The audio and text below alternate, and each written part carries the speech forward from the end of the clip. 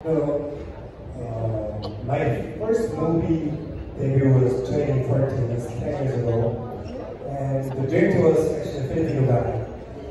So, yeah, I don't know why it was destiny like this. So my first movie debut was Filipino, and my first foreign friend also Filipino. So it's like, here is kind of familiar country to me. And you know, in this case, this industry, showbiz industry in the Philippines, they are very growing up. And if I have a chance, I also want to be part of them. And also I want to learn about languages and cultures. And I want to explore to the other country. So that's why I'm here. And especially this movie, when I read the script, was really touched my heart. And yeah, even it's more about being part of this movie, and yeah, I want to try this movie, and I want to show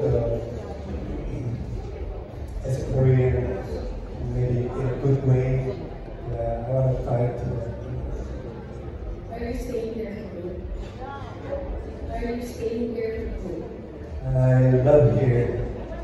Even the hot weather, I'm always wet, but I love it. I love it this summer, and I really like this ambience. You know, I like the green things, the tree, photo, and so it's. You've been here for over 2 years, right? Since December 2023. Not like that. And that one is it was just few days. So since living here, like just 4 or 5 months, I guess. Yes. Which period were with the Filipino artists? What was, can you explain? I think they are really bright. Everyone is always smile and bright, and they are very fun. And so when I see them, I also feel like very chill. And especially Jack, when on the set, he always laughing. Because you know he made the set vibe is chill and relaxed. And him is like make a shoot with everyone. So it was very fun, and he has always has big image on the movie, so it's easy to.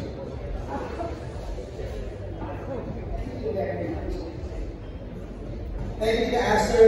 Thank you, Jisoo. Kung sino po gusto magtanong, taas ka na po yung kamay kasi nakakit po namin yung kanya po sa inyo. We have more questions here from Naz Tavares from Pelikula Media. For Derek Randolph, what took you so long to do another movie? What took you so long to do another movie?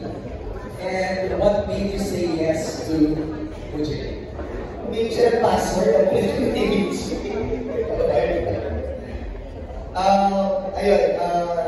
me some time because na-insecure talaga ako nung gumagawa naman ng pelikula. Kung feeling ko, pag gumawa ka ng pelikula, kailangan responsibility pa sa filmmaker na may bosses yung gagawin mo. Para hindi ka nagawa ng social relevance for the sake of it. So, I took some time, hinasa ko yung skill ko, hopefully sa advertising industry. So, tinulungan ko yung Miss Madonna in accommodating narrative, short narrative, like back then. So, yung mga kwentong Jollibee, yung mga gano'n, yung mga nakakaiyak na mga materials online, medyo kami po yung pakananon. So, ngayon, medyo ready naman na. So, kaya sinubukan natin ulit yung gawa ng video. Alright. Also from Naz, for Alexa, are you a K-drama fan? And if so, how did it influence your initial reaction upon reading the script and eventually shooting the film? Meron na din kita ko na pinurnaw. And nadadami ako sa kanila kasi during the pandemic, she would not stop watching K-drama movies or series. Actually, my favorite one, and medyo na-related in a way with me accepting this film is Hi Mama. So, my favorite K-drama, sobrang na-touch ako. Parang yun yung natin ako na-inspired because I have to Right. So, yeah, and then na-cover ko naman si Kim Jisoo. I was like, oh wow, hindi ko sa K-drama din ito. Kaya, dinip ko lang talaga yung pansin. It's very inspiring. Alright, speaking of K-drama, next question again. From Albert Brian Abilido for Rupa May. Speaking May of... pasensya na kayo kasi straight English speaking ka pala. Narinig ko na. Hindi questions ka naman. Ito naman. If you were to recreate a K-drama character, what I would will like to aim. yes, who would it be and why? Crush ko. Ay, Siguro na hilig ko sa K-drama. Pero K-drama, diba? Pero tinipila ko na rin ko after. Kasi in 3 days, wala rin na ako katulog. Kaya ako, gusto ko ulo. Gusto ko siya. Pero wala yan. Wala na siya. Kasi ito binabasa mo na naman yung subtitle.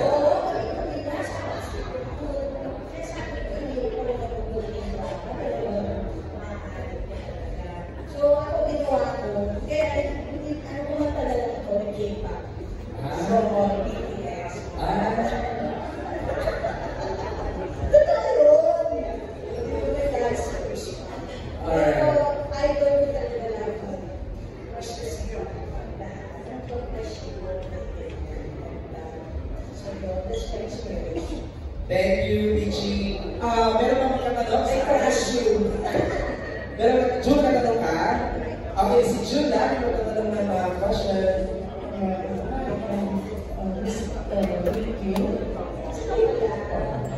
Ako, binagi ko. No. Hindi, kasi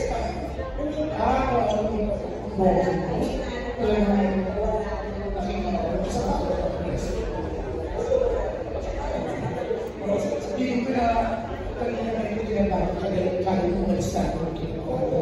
So, eto na. Pinag-usapan sa hindi ko.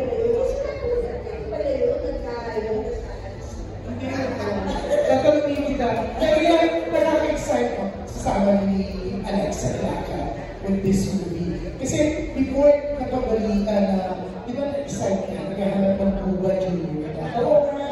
Tapos parang isa siya, di ba? Tapos sabi ko gusto mo siya. Tapos nung mag-shoot kayo nitong movie na to, Kasi gusto ako pala. hindi ko siya masyado mga production title. Pero yun, nag-post na si Mochi Gay. Mochi Gay, okay. Gay. Gay, okay. O, pero talaga yung excitement o yung Alexa na pinok siya talaga na she finally met mismo ba in the class. Oo, na-touch ka mo. Yung excitement niya, diba? Masaya pa yun sa mag-TikTok.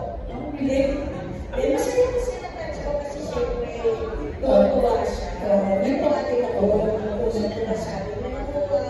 Ayun ko po, pero gano'n siya nakakatuwa. Nakabigyan natin ng Jess. Mag-respeto, no? Nakakatuwa na nire-respeto nila sa better. Oo, mag-respeto. Tsaka maganda siya. Hindi ka rin sa better. Sabi ko, better. Veteran. Veteran.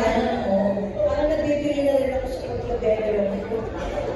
Ito kasi yung damit sa akin, Ashton, no? Ewan ko kung saan ito pupunta natin. Anyways, kami naman. Pero Nakaka-oriented yun. so nakakatuwa kasi yung mga Gen Z actor, no, that respect na binibigay mo to the others nila. You agree with that? Agree?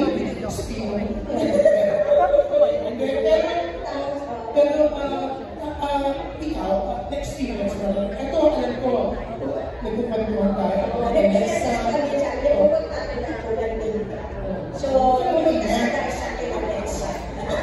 Kasi pinola ko yung iba, sabi ko, pupunta ako dahil sa inyo. Kahit kay Richard Kwan, yung sinabi ko. Sa nabihan mo. Siya na ang engineer. Okay, ang ganda ng experience ko with Alexa. Si Alexa talagang super like siya sa iyo, diba? Pero may experience ka rin sa iyo. Kasi yung kilala kita eh, the way i-flex mo yung kasiyahan mo with Alexa. For sure, may experience ka sa iyo na hindi yan maganda. Medyo Siya na ang maganda. engineer. Hindi, mabait siya sila lahat nila. Natutuwa sila eh. Kaya sana matuwa rin ako sila. Hindi, natutuwa ako siyempre kasi kilala nila ako. Diba? Ako, you know me? Oh, you know me? Yes. Si Scarlett yan. Pero syempre, ang ganda rin kasi ng ano mo ngayon, ng exposure mo sa show. So, araw-araw siya pinunod. Hindi naman. Kasi so, every time na doon sa show, bumakad yung mamamate, ako na lang yung kasi doon ako nakakita sa tabi ng hindi na lang nalota na ito ako sa fashion. So, awan ng Diyos, regular. Pero not at least, hindi nawawala yung sa kumpa ng Hindi. Kaya dito naman ako. Pwede yung regular, yung position time. Regular na siya. Yung last one namin tayo, to the Philippines and to the Filipinos. Yung okay siya. Pero ngayon, buwan off na namin. So, okay na. For the realization and realization. Pero actually, thank you. I'm excited with here in the Philippines and with this movie. We're excited to watch it. Yes. If you gusto rin namin yung hirap sa akin. Pero may wish. Pero yan si Alexa, nakakatuwa, di ba?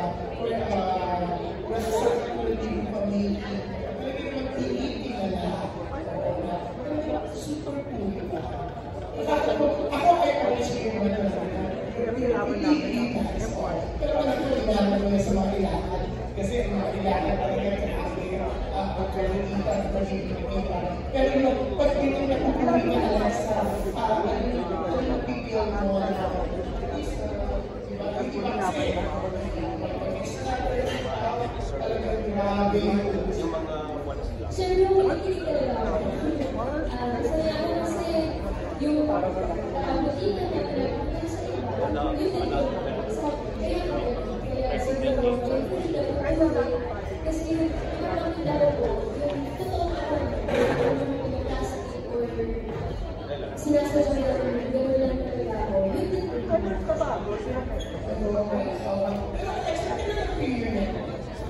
October 8. Meron pa ako ng isang yung next na mamimita kasi may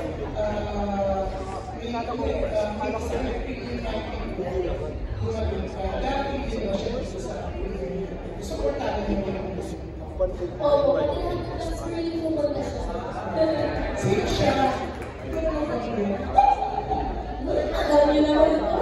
Si Katie. Hindi magkasama sa isang project, you always support yung isa. Because what we have is not just for work. Ako ba makakalaman yung Sana all. Nakisipin nila na kaya maraming support na sa life. Talagang pwede ko.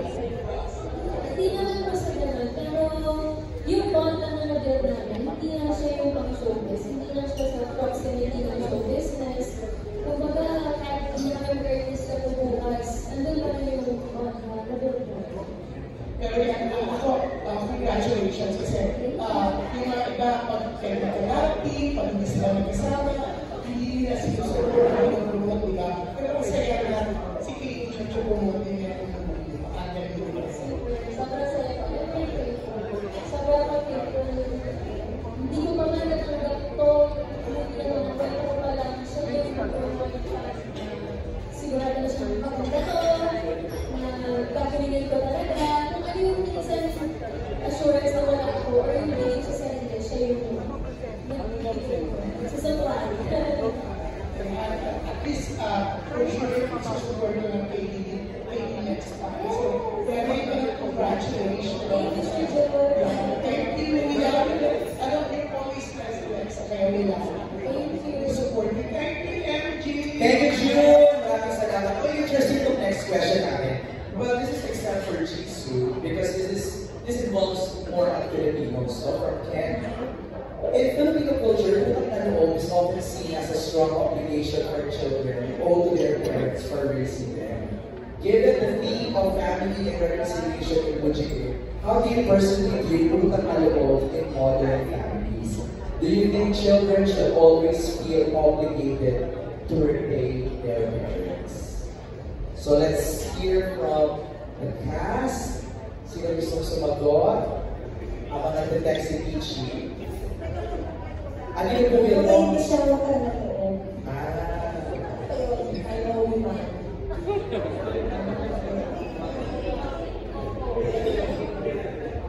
Utang na loob. Parang ang tanong dito is, do you think children should always feel obligated to repay their parents? Ano ikaw?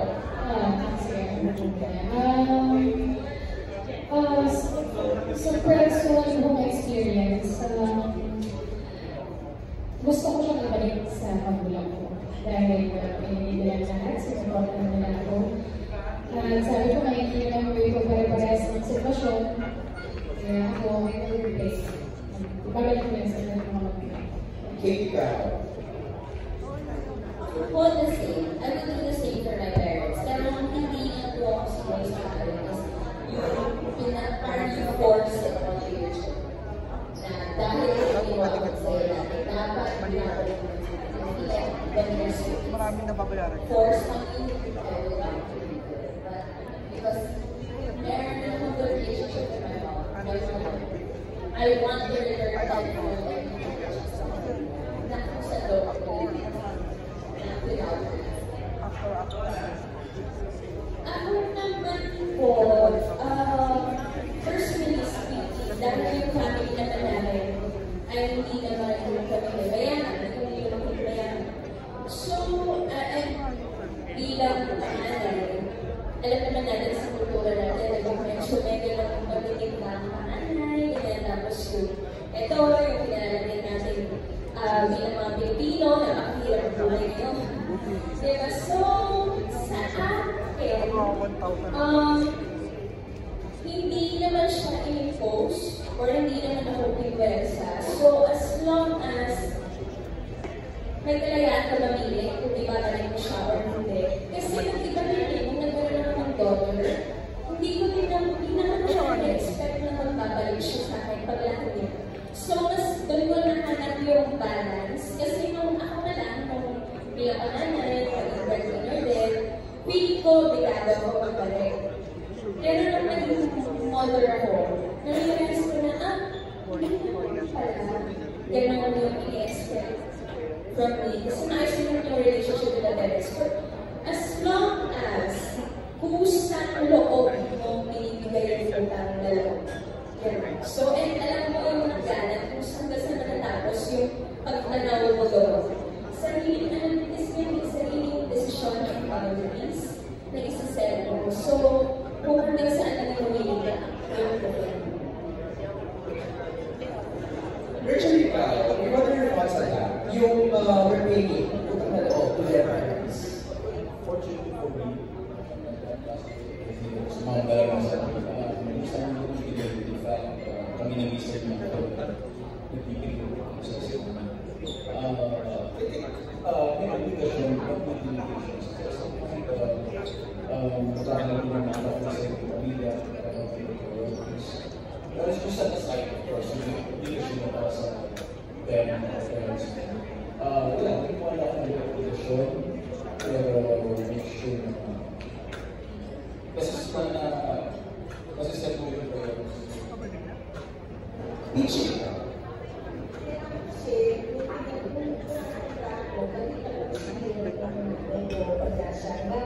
hospital, kapatid na nahiga, ay baka na gusto lang siya ng pagmamahal na bumutulong ng gusto parang gusto. Hindi, so, kung muna nakita ko natin mo, parang hindi ka pala gusto ko sa hospital. Dahil sa So sabi ko, kasi na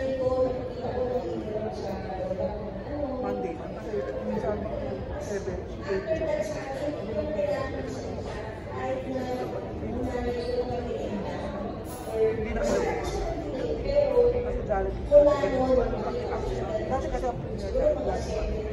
Meron na ako sabi ko na nandito na marami na hindi na nangyari sa pamilya. So, gusto ko so, hindi ko na-isip. Galing naman. Thank you, Pichi, for sharing. Alexa, what are your thoughts on that? I want to become a mother. I wouldn't give that burden to my child. I wouldn't make an obligation for my child to give back to me. I would just hope and pray that all the love and care I pour out to my child, that will help my child succeed. And I feel like kapag na-realize ko ng anak, hindi ko yung sincere pagmamahal ng pagkita, kung sana talaga nangyayari yun. They would want to help out, they would want to pitch in, or it would deliver the thing to help out or anything like that. But first of all, my child didn't ask to be born. So why will I give that burden to the child na siya mag-ahon sa gift or something. Pero kung gusto niya tumulong, and I would need it, of course I would accept. I would be so proud of my child na ganun ko siya pala.